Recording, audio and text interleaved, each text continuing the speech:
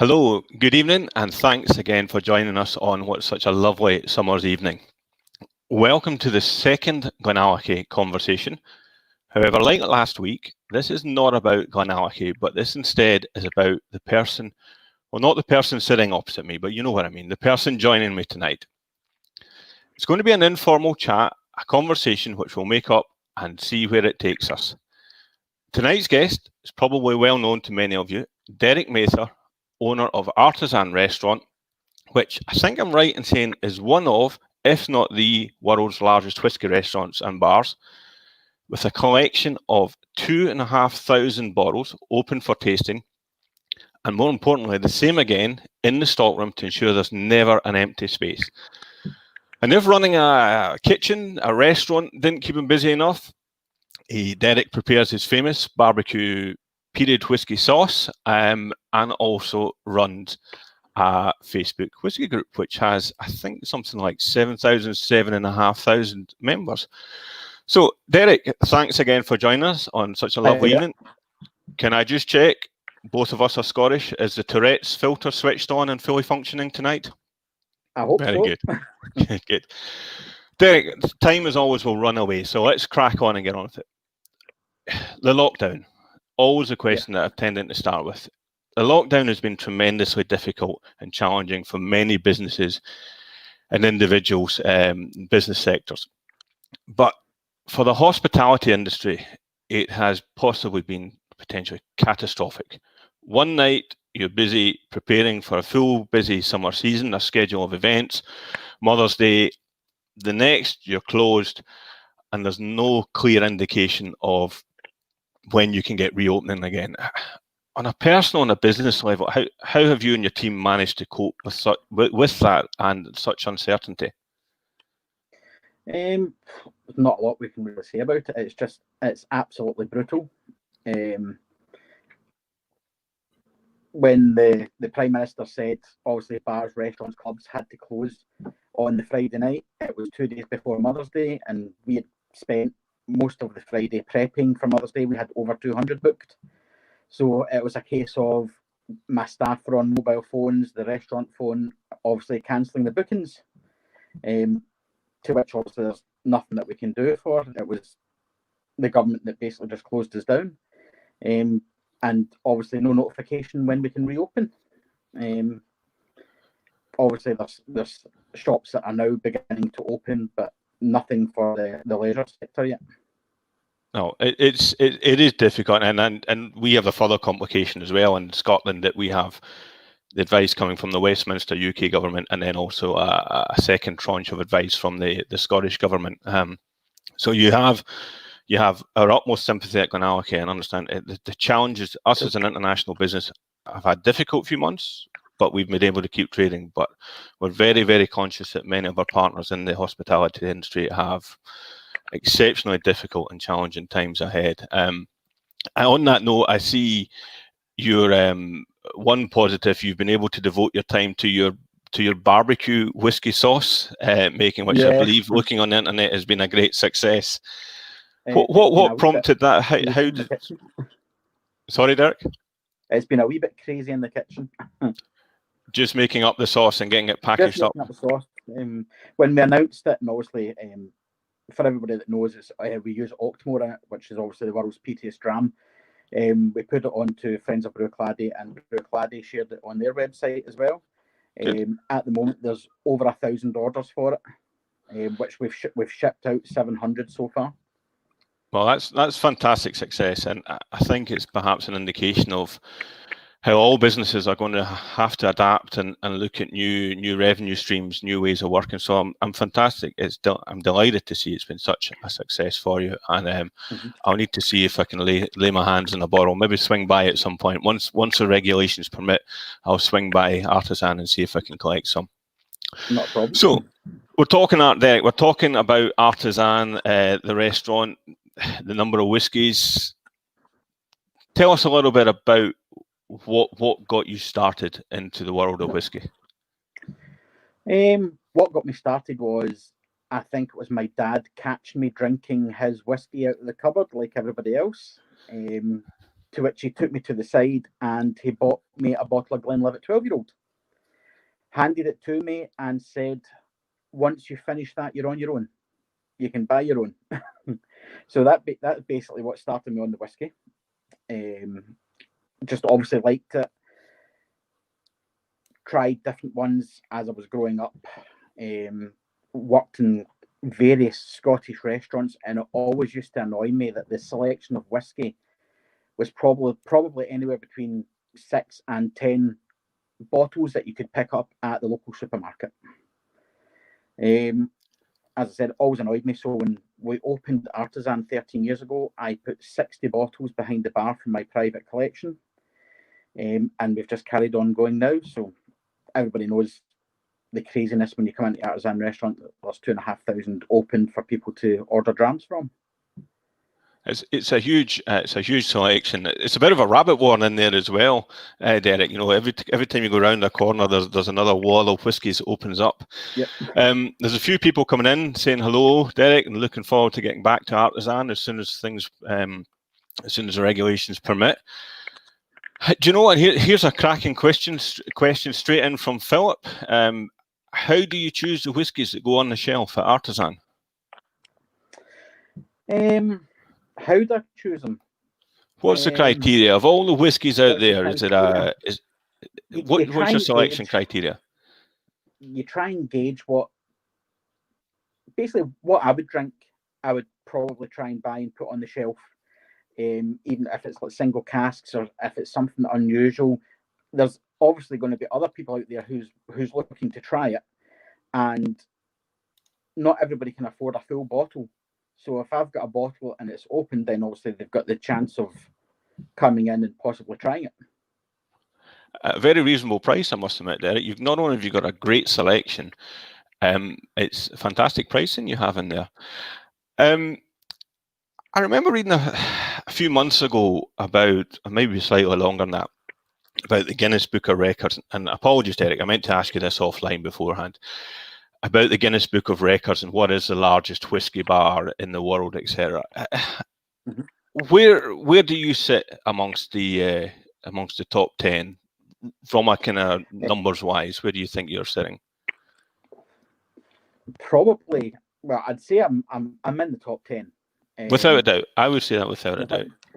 The funny story is, it was actually one of my customers who contacted the Guinness Book about the size of the collection in Artisan, and the Guinness Book sent him back an email with a breakdown of costs, saying if he wants to get into the Guinness Book of Records, it's £6,500 plus VAT for an adjudicator to come out and basically count the bottles. And then if I want to be accredited and to use the Guinness Book emblem on any notifications like Facebook or emails, it's like a further £2,000 a month plus VAT. I think the Guinness Book of Records can just stay where they are, I think, for that kind of money. I'd rather spend my money on whiskey. Spend it on money, Derek, without a doubt. And word of mouth, spreads. I mean, I know from my own acquaintances and seen on the internet, on Facebook, etc., that people travel from all over the world, obviously to visit distilleries, but you're becoming a destination in your own right. Yep. Which I think brings me to the next question, Derek. We're talking here about you're there amongst the world's top 10 whiskey bars. And these are places: London, Tokyo, New York. Wishaw? What's the connection with Wishaw? I was actually working in a restaurant in Lanark, and I was meant to buy the restaurant in Lanark, or I was attempting to buy the restaurant in Lanark off of the owners. And I sold my house in Glasgow. I moved to where I stay at the moment. 2 weeks after I moved, my friend phoned me from Glasgow to say, I thought you were buying the restaurant. He goes, well, I'm trying to. He goes, well, it's in the estate agent's window at £500,000. And I was like, oh, right, okay. Well, there's no chance that I can afford that. So basically it started to look for a premise. I was lucky enough to find the premise that I'm in at the moment. It used to be an Italian restaurant. It closed down, so I was fed up basically working 18 hours a day for somebody else. I thought I might as well try it for myself. So basically, left my job. My dad helped me do up Artisan, and we opened. I think it took us 4 months to rip it out and do it back up. So that I'd left my job at the start of January, just after the Christmas period, and then we opened on the 5th of May, 2008. 2008. So, gosh, you just passed your 12th anniversary, Yep. and you've got from 60 bottles to something like 2,500. There's a question there came in from Douglas. Are any of the original 60 bottles still on the shelves in Artisan? Maybe not the exact bottle, but all long gone. All long gone. All long gone. Okay. Derek, time's running away already. We're here to hear about your story and have a chat, but of course also try a few whiskies. Yep. You've chosen, now normally our guests choose 3 whiskies. I asked you to choose 3, and then I said, actually, can you choose 2? Because we've got something a little bit different for our third whiskey. So what are the 2 whiskies that you picked for us to try tonight? Well, the first one I picked was the Cinque Pin Barrel. Something different, North American white oak. Why not? We all like to try something different. And the 11-year-old port pipe. Okay, and should we try the Cinque Pin first? I would do the Cinque Pin first. Go to the Cinque Pin first. So this is cask strength. Now this is our hand fill, which is only available from the distillery, but we made it as a consequence of the COVID-19 scenario. We made all our distillery bottlings available to local retailers, so that they were actually able to just generate a little bit of interest. And we also made a donation of £10 per bottle to the NHS. Which reminds me that tomorrow we will be making our first donation to NHS Elgin of £2,000 to Dr. Gray's Hospital in Elgin. We'll be making that donation tomorrow. So, Derek, thanks for supporting us. Talk us through this Cinque Pin. What are you getting on the nose?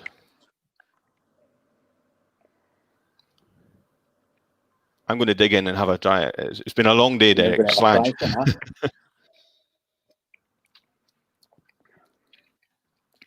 Just absolutely punching, full of fruit. Absolutely stunning dram. A lot of spice here as well.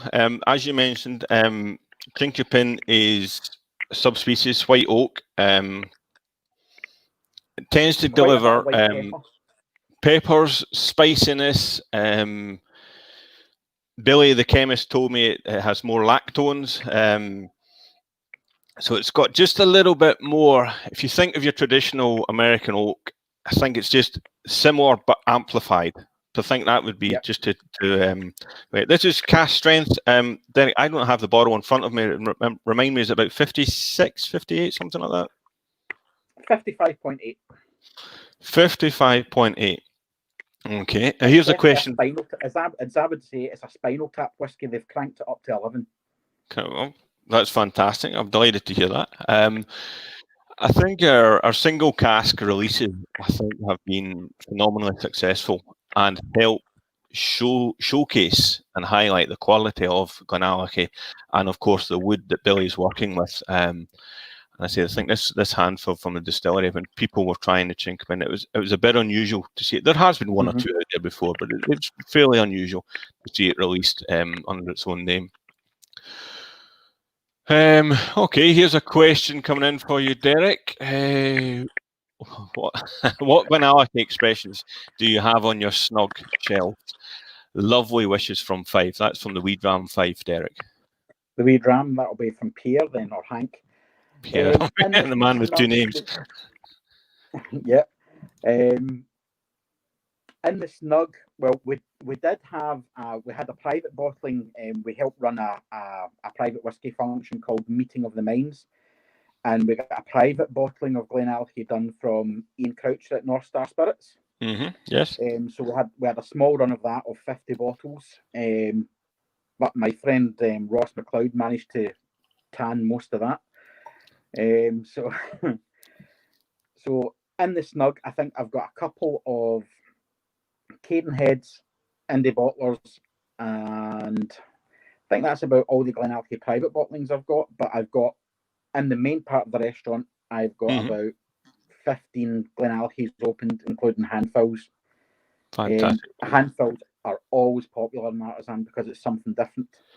No, I get that. I can understand it, and it's great. It's great that you've been sourcing them, and there's a donation to the NHS, etc. But it means that when all this is over and people come to your restaurant, they get a chance to try things that not everybody can make it up to Speyside. And some of these, of course, are long gone. You know, things come and go very, very quickly in the world of whiskey. So it's good that you're buying them and putting them on the shelf for people to drink. That's very much the GlenAllachie philosophy: is whiskey is there to be drunk. Derek, when I was doing my little introduction, I of course forgot to say that you're a massive Star Wars fan, and some of your other Star Wars aficionados are chipping in here. Here's a question from Sean: when you finish one of your biggest Star Wars Lego sets, what's your celebratory whiskey of choice? And there's a little smiley face after that, so I think he's taking the mic. I'd probably celebrate more if I managed to get it up into the laddie loft through the hatch without destroying it. It's on the dining room table at the moment, really annoying the wife. What was the last one you completed? Just to close off the Star Wars aficionados. What was the last one? There's two sitting on the dining room table. There's an AT-AT all-terrain armored transport walker, and there's a Super Star Destroyer, which is over 4.5 foot long. I can understand why Fiona's keen for you to get them moved off the dining room table. Yeah, so can I. I'm wondering if I'm seeing a connection here between Star Wars aficionados and I almost use the word geeks and whiskey aficionados. Anyway, all right. Let's see what other questions we've got coming through, Derek. You've told us about your first time trying whiskey. We've discussed. Now we're talking about whiskey. Of course, you're a chef to trade. Phenomenal chef. You do some great menus in there, some great whiskey pairings. How do you go? Do you have a technique when you're comparing or starting to pair a whiskey and food, or is it trial and error or sheer experience? A lot of it is trial and error, but if I'm doing whiskey pairings, obviously we try and find out what sort of flavours our customer likes if they're asking to get whiskey paired with their meal. And then obviously they'll go through the menu and say, oh, maybe I fancy having a steak, in which case if it's a steak, I'd like to go for something a wee bit stronger, in which case I would probably direct them towards maybe like a port cask or a red wine cask strength. Something that would go nice with like game or beef. If they're having chicken or fish, I'd go for something a wee bit lighter, maybe a slip core range, like the rye or the Covilwood goes really well with that. It's a wee bit lighter. Okay, that's interesting.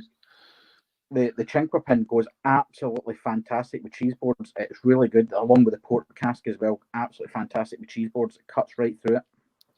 Good. So the flavour and the whiskey is strong enough to countermand to balance some of the cheeses on there. Well, my good, I'm a bit of a cheese aficionado myself, so I'll bear that in mind. Chinquapin and port. Port I've kind of tried quite a few times. I'm not sure I've paired a Chinquapin with the cheese, but we'll have a go at that one. It goes well with a strong creamy cheddar. All right, then I think we'll have to, after this, we'll have to get online, and I'll need to get all these down in notes so that I make sure I don't miss anything. I don't forget it all. All right, today we've got a few more questions coming in. There's one there. This is from Brian. With a large number of different distilleries, each with a multiple expressions, how do you expose your patrons to select other than the major distilleries and select a lesser known distillery? Right, I think so. What Brian's question here, I think he's saying is, of all the whiskies that you could buy, and then all the whiskies that you do stock on your shelf, when someone walks in the door and asks for a recommendation, where do you start with them? Well, obviously, you try and find out what the flavour profiles are, if they like peaty or if they like Speyside Highland.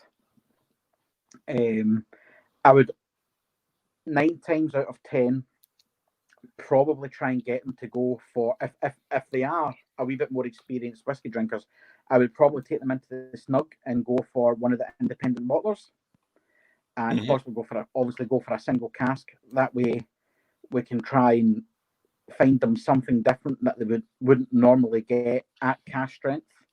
Sure. North Star's good for that. Cadenheads is fantastic for that. AD Rattery. In fact, I've actually got a couple of AD Rattery GlenAllachies now that I remember about it. At cask strength, some of them generally mid-50s to early 60s ABV. But try and find them something different that they wouldn't normally be able to pick off a shelf or like a distillery-owned bottle, just for something different. Sure. No, that makes perfect sense, Derek. And you know, it's interesting you talk about independent bottlers. There's a good relationship between most distillers and independent bottlers, and for many years, particularly prior to the single malt whiskey boom, exactly what you're saying, that independent bottlers were an avenue of more unusual and slightly different expressions. We're actually going to have an independent bottler coming on our channel in I think it's June the 18th. We're going to be joined by an independent bottler, so that'll be one to join us for as well. I've got a Cadenheads GlenAllachie 26-year-old, I think it is, an absolutely fantastic whiskey. Okay, here's a question from Craig up in the Highlands. Question for Derek: apart from the obvious Bruichladdich, which distillery would you love to own? Bearing in mind that you can't buy GlenAllachie either. So after which distillery? And I think probably that's, yeah, I think you can take that. What's your favourite distillery out there? Very difficult question, Derek. What would I? This is going to shock a lot of people. Invergordon. I absolutely love Invergordon. Older single grain is stunning. I absolutely love it. I wasn't expecting you to say that, but you're true. The older grains can be tremendous whiskies to drink, tremendous value for money, and hidden gems is a phrase that's used sometimes too often. But yeah, no, that's an interesting one. I wasn't expecting that. What else do you do when you keep busy? Your Facebook page, Derek. 7,500 members, something like that. Just now, nearly 7,500 people and friends of Bruichladdich. So it's nearly 7,500. When did you set up the site, the Facebook group, Derek? Well, it was actually my friend Ian in Dublin who started it. We were always talking online and commenting on like the Bruichladdich official Facebook page. And we'd done a wee bit of trading, and he'd asked me to get some whiskies at the Fèis, and I'd send it across to him. And eventually we were like, why don't we just start up a fan page? Because Bruichladdich at the time weren't really, they had social media, but they weren't really forthcoming or putting a lot of stuff out there. So we just basically started a wee chat page, and basically there is rules on it, but as long as people are sensible, the interaction that we get off of people, it's a busy page, and it's just a good laugh. We don't allow like bottle sales or anything like that on it, so you can't have anybody falling out with people or deals gone bad or anything like that. Sure, no, I understand. And we've managed to bottle 3 casks for it as well, which has been really good. Fantastic, excellent. Well, that's good to see. Does it take up much of your time, Derek, when you're trying to run a restaurant and the kitchen? At the moment, I can obviously give quite a wee bit of time to it, but between me and Ian, probably about maybe an hour and a half to 3 hours a day between both of us, answering questions and putting stuff up and just double checking everything that's been posted. Mm-hmm. Yeah, that's good. Keep you busy to go from to help fill your time during this lockdown. I hope I'm not jumping the gun, Derek. You mentioned single caster that you've done. We had an interesting conversation the other day there. Yep. I think if it's not jumping the gun and tipping the hand too soon, that perhaps we might be doing a GlenAllachie for Artisan Restaurant. We'll get some samples down to you, and you can go through those and pick one, and that'll be in a cask exclusive to Artisan. Fantastic. Okay, so I've got your notes of your criteria. I'll work with Ben in the UK team, and we'll get that sorted out. Okay, there's a question in from Bass. How does the port pipe that you've got compare to Ralphie's port pipe? Now that's a fantastic question, and I'll tell you why. Mm-hmm. Because the port pipe I've got actually is Ralphie's. I don't have the one that you have, Derek. I've got a different one. Cool. So we'll try that. Here's another question from the wee Dram 5. Would it be possible to create a GlenAllachie paired dish for your menu? I think that would be. We've done that on the whisky night. You did. We certainly did. Here's a cracking. This chap obviously knows you well. Stuart Gillespie.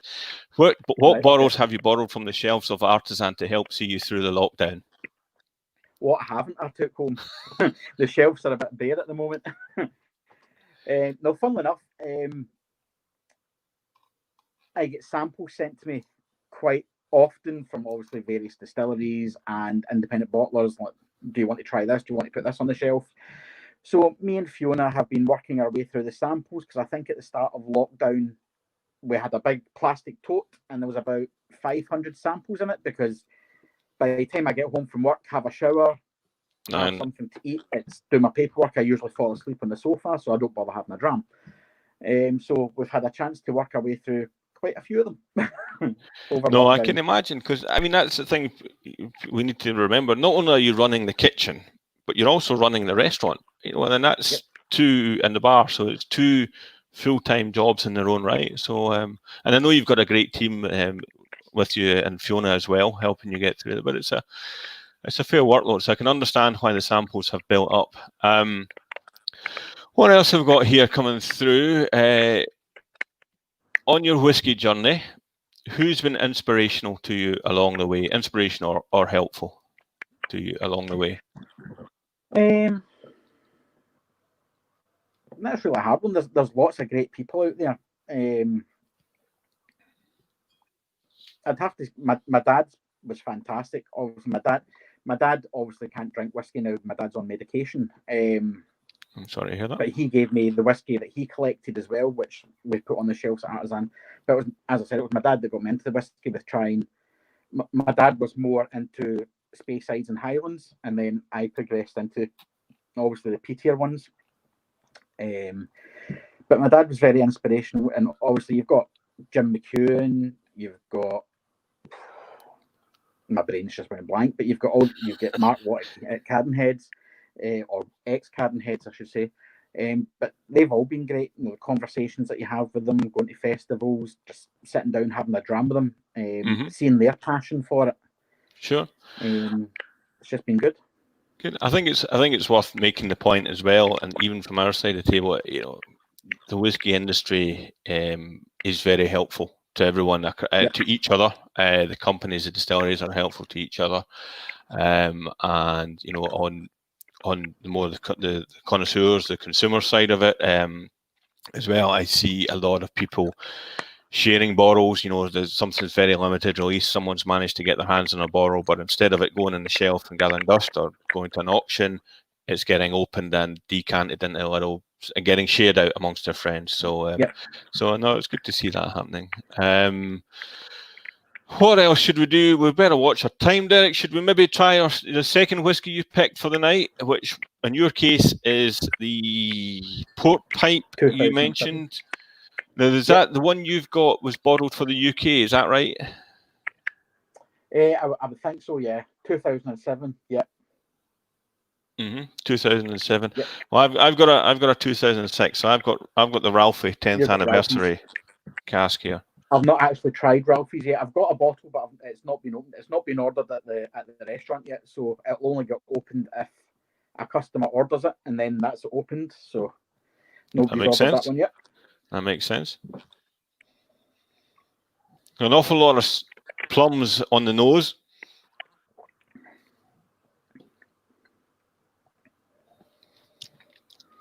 He managed to get some on my nose.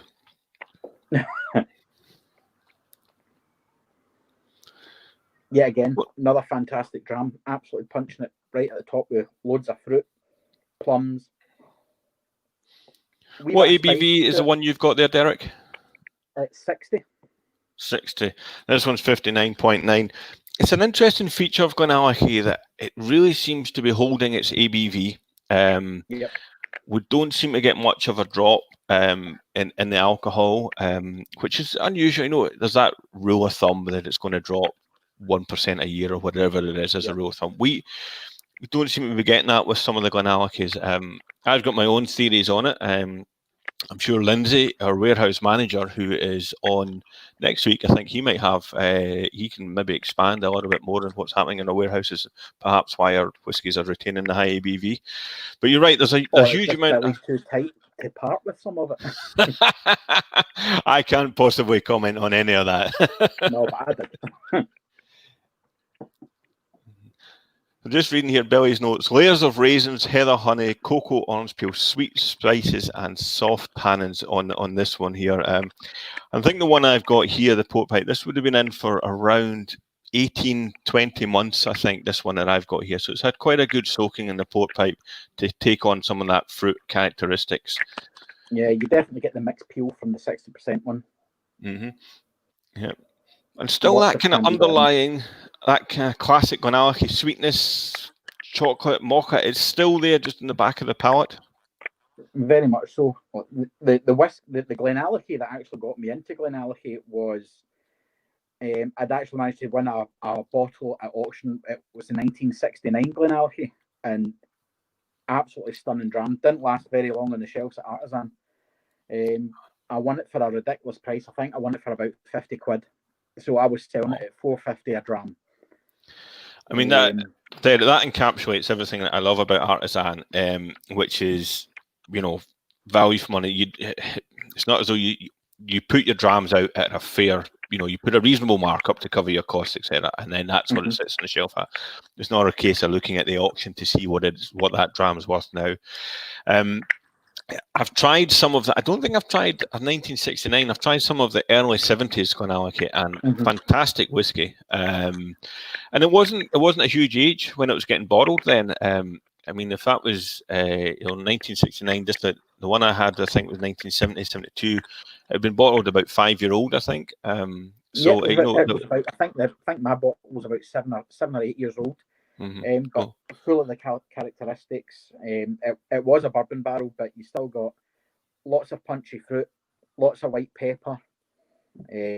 Just a really, really good drinking dram. A good drinking dram. I think the ABV was about 46% or something like that, but it's still a really good drinking dram. Good. Well, that is. Do you know what's interesting? You're saying that about a whiskey that was distilled and bottled decades ago, because that is very much our GlenAllachie philosophy today, is everyday good quality drinking drams. Here's a couple more questions coming in. Here's a good one from Brian. Are you just a Scotch whiskey bar, or are you offering expressions from other countries, Wales, Taiwan, New Zealand, etc.? We've got Taiwan, Japanese, American, Australian, New Zealand, Welsh, English, which that was a battle to get in, because I've got the declaration of a broth as soon as you walk in the door. But it was just, I always said to my friends, I'm not having an English whiskey, just to kid them on. And they used to buy me bottles of English whiskey just to wind me up and then send it to me. But we've now got, obviously, the English Whiskey Company, Cotswolds, we've got Filey Bay, and they're all cracking drams, really, really good whiskies. There's no such thing as a bad whiskey. There's just some better than others. I would very much agree with that. I think particularly now, you know, if you go back 20 years ago, some of the single malts were maybe not consistent, whereas I think now there is definitely more care and attention to detail. Here's one for both of us, Derek. When is the next GlenAllachie tasting at the Artisan? Well, I guess we'll need to get through the current. About that. We'll need to get through the current travails and troubles, and see what we can put in place, because that was a fantastic. And for anyone that's not been to a whiskey tasting at Artisan, not only do you get a tremendous selection of drams, and Derek gets people in to host, whether it be myself or people from other distilleries, you get a phenomenal meal as well. And the food in Artisan is absolutely top notch. So even if you're not a keen whiskey aficionado, I can absolutely recommend that you go there for the food as well. Here's another one, which it's addressed to me, Derek, but I'm going to put this to both of us. This is a question from Stuart. GlenAllachie does port pipe very well, as does a few other distilleries, but some are a letdown. What do you think makes the difference between a good and a bad port pipe? Well, it's just got to be wood management. I was going to say, I didn't want to take, because that means I would if take the you fill easy a crap answer. barrel, you're going to get crap taste. Yeah, I think that's simply there, Stuart. You know, you've obviously your quality of your distillate, but then the quality of your wood as well, and getting the right bottling point, that of balance, should I say, the right point of balance, that the wood, and it's got to be quality wood, as Derek says, is balancing with the distillery character and not overwhelming it, or perhaps if it's a tire barrel, maybe just not making enough of the impact that the distiller would have been looking for. Okay. So Derek, we've talked a bit about, you said your dad was more Speyside, lighter. You're more a fan of peated whiskies, Yep. smoky whiskies. Now that can be a bit of an acquired taste. When did you start? Was your palate always like that, or did you follow in your dad's footsteps, preferring the lighter whiskies? It was always the lighter whiskies that we had round about our house, because obviously that's what my dad liked. So obviously I get well into drinking them. And then I tried to think what it was I tried first. I think it was a Lafroig I tried first. And I goes, that's quite nice. Mm-hmm. Quite enjoyed that. So then obviously started experimenting. Really, really like Ben Rear, which is possibly why I really, really like Octomore, because obviously the Highland and Speyside peat, which is different to the Isla peat. It's not as saline as salty. It's just got that wee bit underlying sweetness, which I really like. And it's really good to cook with as well. It's fantastic. It helps with a lot of sauces.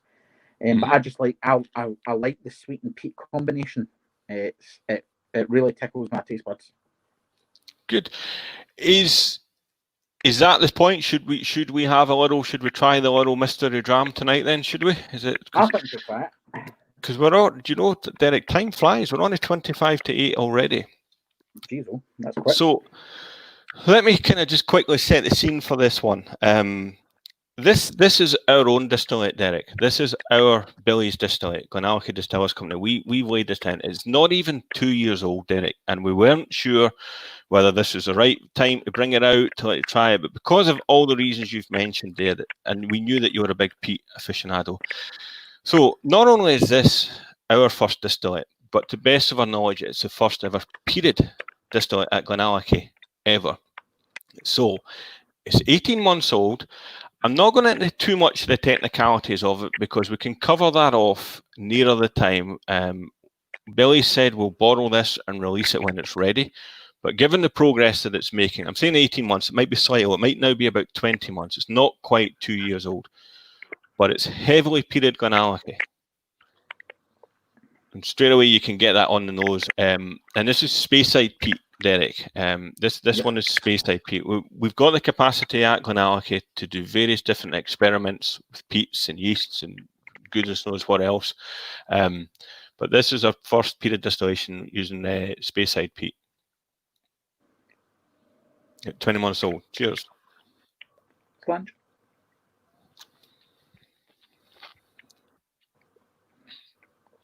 Wow.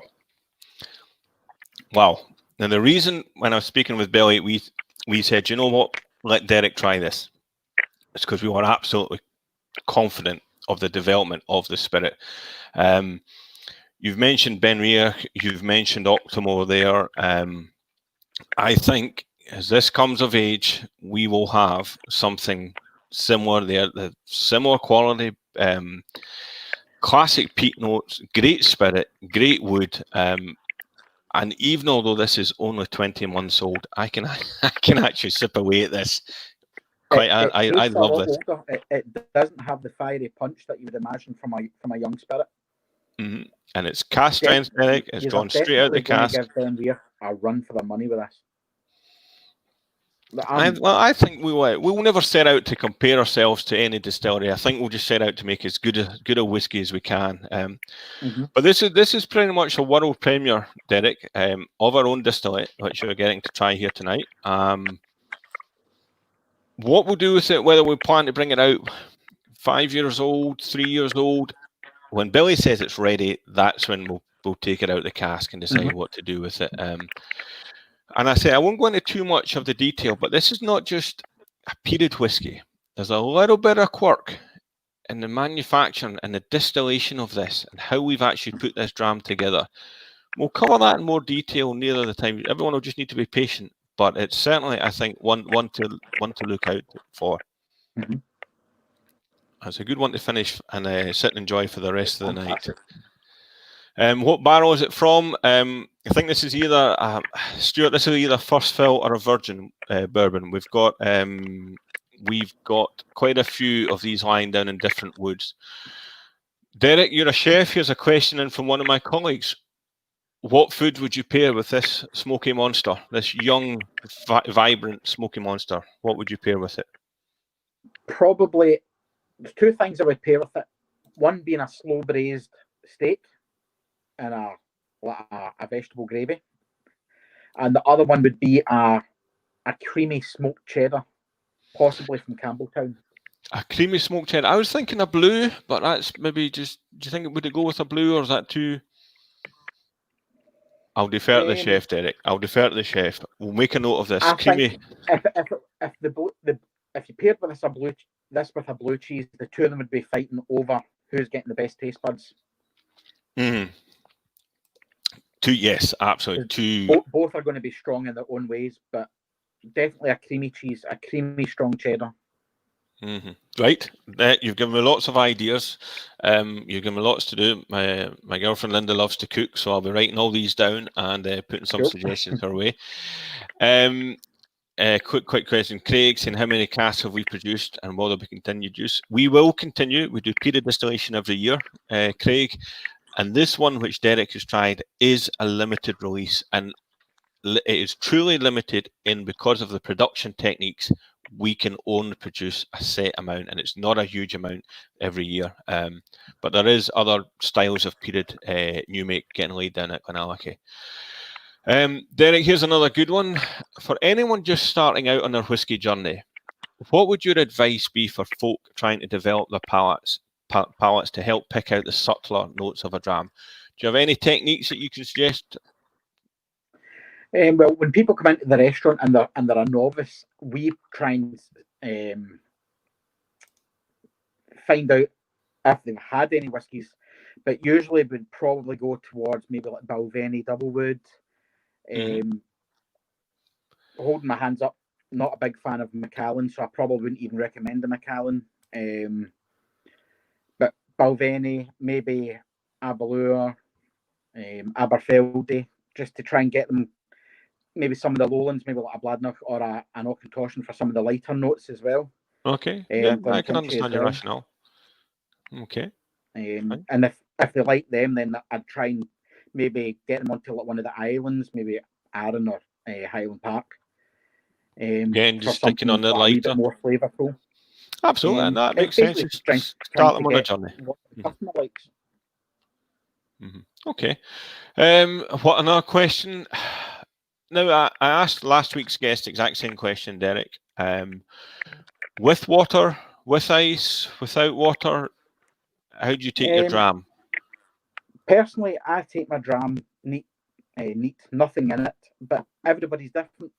Everybody's got their own taste buds. Everybody does what they want to do. I'm a great believer. If it's your dram, you can do whatever you want to it. We used to have a regular customer come into Artisan who used to drink the Glenfiddich 30-year-old with Diet Coke. But if he's prepared to pay for that, it's his dram. Once he pays for it, he can do what he wants with it. They used to send me to the kitchen because I had Tourette's, but that's how you enjoyed it. Just keep that filter on for another 15 minutes, Derek. Keep it on. Here's a question for myself. Do we have a release date already set for the peated GlenAllachie? As I mentioned earlier, Billy said when it's ready. And the way it's developing, and when we have had people trying it, they've said, "Can I buy that now?" You know, I think they're just so intrigued by it. But you know, it turns 3 years next year. So whether we do it as a 3 or whether we hang on a little bit, you know, ultimately Billy and the distillery team will make the decision. But the way it's progressing, I think myself personally, I think we could bottle that and bring it out and let people see the way that the GlenAllachie spirit is going to start developing under our distillation, under our ownership. So that a very good question there. You're getting a couple of comments there, Derek, about the 30-year-old and Coke. I think, but you know, I started in the state. Listen, as a sales assistant in a whiskey shop, and I've always had the opinion that if someone wants to buy that whiskey, I can give some suggestions, but whichever way they wish to drink it is entirely their choice, and I stick to that advice to this day. Another question here: what whiskey visit would you like to go on? And I'm conscious that you've probably visited many of the distilleries around Scotland. I know you make your pilgrimage to Islay every year. Which whiskey visit would you like to go on? Honestly, I'd like to go and see GlenAllachie because I've not been to any distilleries in Speyside. There you go. Derek, that is an abomination. That's shocking, isn't it? That needs to be addressed. Well, perhaps, just perhaps, there'll be a window at some point that unnecessary travel, and the lockdown been eased, and you've been allowed to open. Maybe there's no strike while the iron's hot. No time like the present. You're very, very welcome. Our official. You're very welcome, government guidance permitting. Our visitor centre is closed at the moment, but of course, you know, we can. Let's take this conversation offline, Derek. Yeah. Before you get inundated. All right, let's see what else have we got to come in. Another great question here. You've obviously got a huge palate, an extensive palate, a well-trained palate, a chef's palate. What's the strangest whiskey you've ever tried? I'm probably going to upset a lot of people here. There's one whiskey I do not like, and it's Scapa. I Controversial. can't do the old Scapa 16. I can't do it. It was like drinking aftershave. It was too florally for me. I just can't do it. Since then, I found a cast strength Scapa that my friend got for me, which I actually enjoy, but the original 16 I can't do. It just doesn't sit with me. And you know, that's actually a whiskey I've not tried for many years, but I was quite partial to that. Is that the old square box, or is that an old Longmorn I'm thinking of? I think that's the Longmorn you're thinking of. Yeah, I'm maybe not sure, but yeah, it's interesting. But again, Derek, that is the world. That is the world of whiskey and opinions, and everyone's, you know, it comes back to what we're saying about water and so forth. Everyone has their own individual preferences for what they like and what they don't like. Quick question: will we be bringing out any 3-year-old standard releases? That's a question from Craig. Craig, honestly, we've no plans to do it. I think if we did, it would possibly just be an indication, a showcase. But do you know what? Who knows? We can move quickly if the whiskey's good enough and Billy says that is good to go, then we will certainly consider buying it. So that's a decision that we'll probably be able to answer further down the line.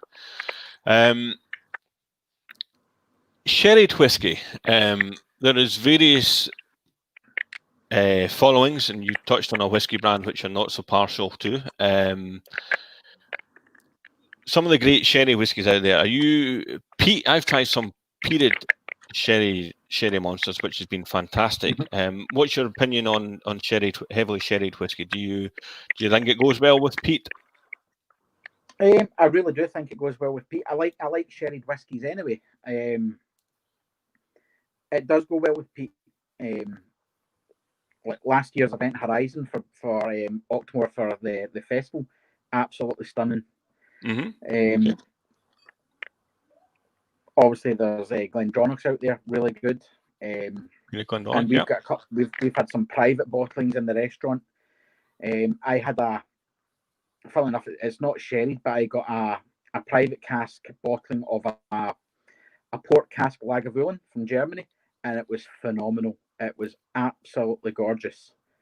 Didn't last very long. Luckily enough, my friend in Germany's managed to get me another bottle. Wow. But when I opened the last bottle, it lasted 3 days in the restaurant. Well, I mean, it's such an unusual. I don't think I've tried or heard of a Lagavulin port finish. Quite partial to a Lagavulin myself from time to time. Mhm. And again, it's something maybe at GlenAllachie. We've got capacity, so maybe Billy might have one or two wee gems up there already, sitting in Cool. different wood, different peeling levels and different casks. Where they're going, how are they developing? So watch this space. Time's running on there. Here's two questions coming in, which are of interest. What's the most unique dram you've ever tried? You're getting some challenging questions here from the guys tonight, Derek. What's the most unique dram you've ever tried? Probably the Flocky, and that was without the Tourette's filter from Iceland. I've never even heard of it, Derek. Flocky. The last one they'd done, it's sheep manure. What? Filtered through. Oh. Yeah, it was very challenging to drink. I think there's one dram out of the bottle and it's been put back on the shelf. I think you're selling it well. I think that's one you need to do in a blind tasting first, Derek. I think it'll turn you blind. Yeah, here's another one. If you were to pick a favourite non-Scotch whiskey, what direction would you go in? Where would you go with that one? There's that many to choose from. I'm really enjoying some of the American malt at the moment. The Westland distilleries putting out some really cracking malt at the moment over in America. Cavalan as well, fantastic drams. Yeah, I've tried both.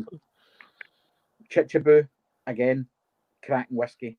Unfortunately, the price is just absolutely stupid.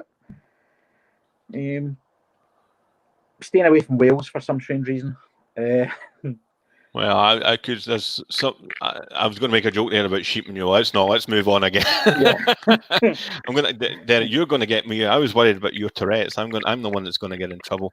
Derek, you not believe us. I'm actually conscious of time. It is almost 7:55. Right. Okay. So we're going to need to wrap it up, I'm afraid. I mean, I could stay and chat all night. And once we get past the current situation, I very much look forward to coming back to Artisan, both professional as tastings and as an individual, because it's a fantastic venue. Thank you so much for your time, Derek. I know you've got a little bit more time at the moment, but I know you are still keeping busy. Remember, everybody that's watching, Derek, you can go online and buy the barbecue period whiskey sauce, which is fantastic.